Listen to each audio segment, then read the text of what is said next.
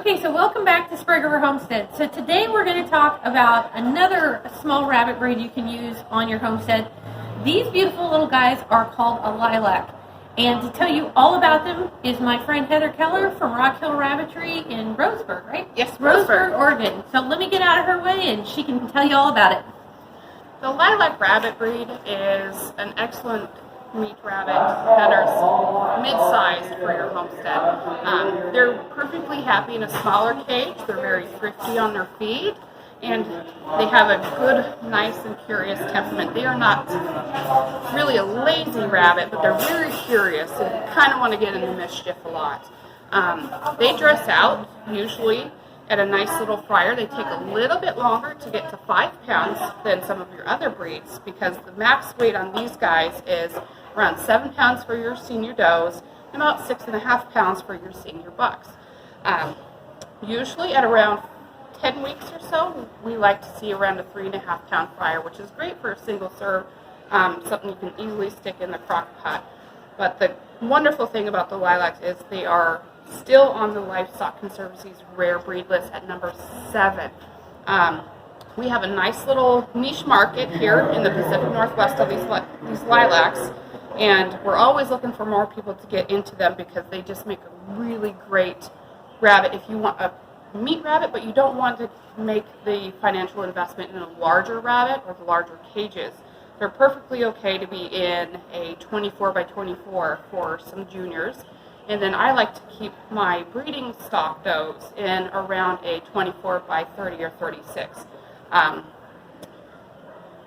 They don't usually have any health issues as far as, sore hocks, mites, anything of that nature. They're pretty hardy, and they foster readily. I also have silver fox, and I've interchanged fostering. So these guys will foster the bigger rabbits. They have a good milking capacity for such a smaller rabbit in a shorter, compact frame. Some of the things that are plaguing them right now is just the shortage of breeders. They are very rare in some areas where Arkansas, for a matter of fact, hasn't seen a lilac in the whole state in over 15 years.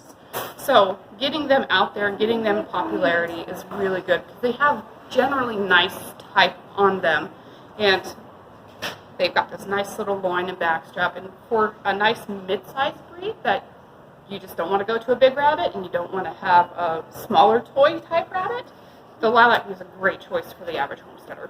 So what is the average size litter in these guys? Because I know like some of the bigger rabbits go 10, 12. I've got Triantas, so they go 3, 5. Yep. So what are we looking at for these guys? With these guys, they're actually pretty high for their body size. You're talking around 6 to 9 for these. Oh, so wow. they have a pretty healthy litter. The buck and the doe utility is really, really long lasting on these guys. They don't tend to get body fat at all. So they do a really good job keeping production for a long period of time. Oh, very good. Yeah, because that's always frustrating when you get into something and you get 3 years out of it, like in some of the bigger breeds, which is what I'm used to. So what do you recommend as far as feed? Now, you mentioned that they don't need a real high-fat feed. So No. what are you looking at, 15, 16%? I keep most of my rabbits on a 15% feed. Okay. High fiber is always really good for gut motility. They do really well around the 15, though, and they don't eat a lot. I'm talking half to 3/4 of a cup. So where are these guys actually from? Because they're a very unique color. You know, we get lilacs in some other breeds, but these guys, this is their color. Yes. Originally, this breed originated in the United Kingdom. They were imported in the early 1900s, and they were developed into what we call the lilac for a more commercial type body because this is a dual-purpose breed. This is a fur breed, and it is a meat breed. Less so now with the anti-fur propaganda and legislation, but it still makes a very good dual-purpose rabbit. And so I know we talked about it when we did Silver Fox. Same thing, probably not a lot of marketability unless you want to tan the fur and sell it yourself because there's just nobody really, unfortunately, buying. Finished product sells better than raw product, and we just cannot compete with the China market of the 25-cent fully finished pelts. Yeah, that's always a tough one. So I'm assuming the same DQs that we've gotten everything else as far as you're looking to avoid white spotting, white nails, that kind of thing on these guys? Because they are a dilute breed. This is a dilute of chocolate. You're going to run into the white spots under usually the armpit, the crotch of the legs, sometimes on the belly, and then the feet and under the tail. We don't DQ for technically white nails, but it's mismatched nails. You want the nail as dark as possible. Usually it happens, oddly enough, on the front feet and the ring fingers on both of the feet. Really? You usually don't see it on any of the other nails. So it is one of those unique DQs. You put it on a table and the judge is going to look at that toe. That's kind of interesting, because I know in Harlequins, if we're going to get a white nail on a Japanese, we get it on the front, never on the back. But to be very specific like that is kind of an interesting deal. It's always usually on the front. So what were these guys developed out of? Do you know the original breeds? I believe there was a Belgian Pearl Grey of a Hall. Oh wow, that's a mouthful. It's an older breed, but there's a few more things added in as it was developed here in the United States.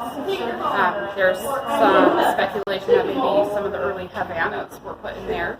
I know that some of the Lilac breeders are working with the Havanas to get the color back, but they were developed mostly in the United States after the importation. I'm going to have to look it up. It's a Belgium name. It's a Belgium name.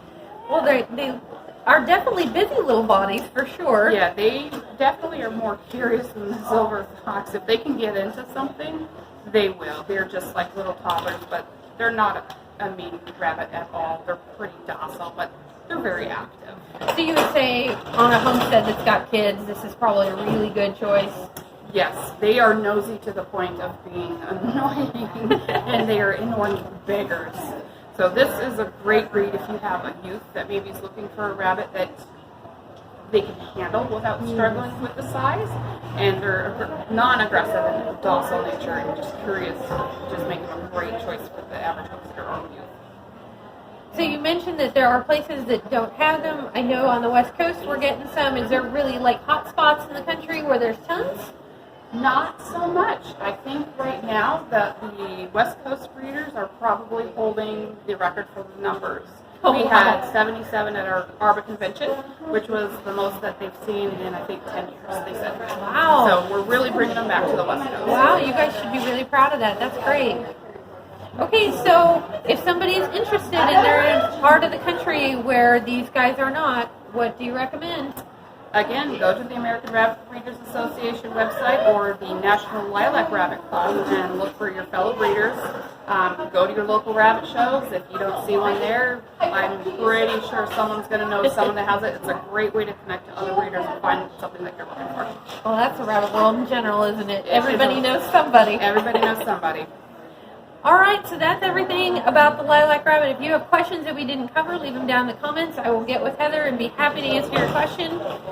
Again, go online, look it up. It sounds like there's a great little association. If you're on the West Coast, look for them at a show. Yes. I see these guys every time I go off for a show, mostly because I ran into Heather, but there's some other folks showing them too. So, yeah, if you've got kids at home, this is definitely one that you want to consider. Even though it's a little bit smaller, there are enough attributes to make it worth raising on your homestead. Absolutely.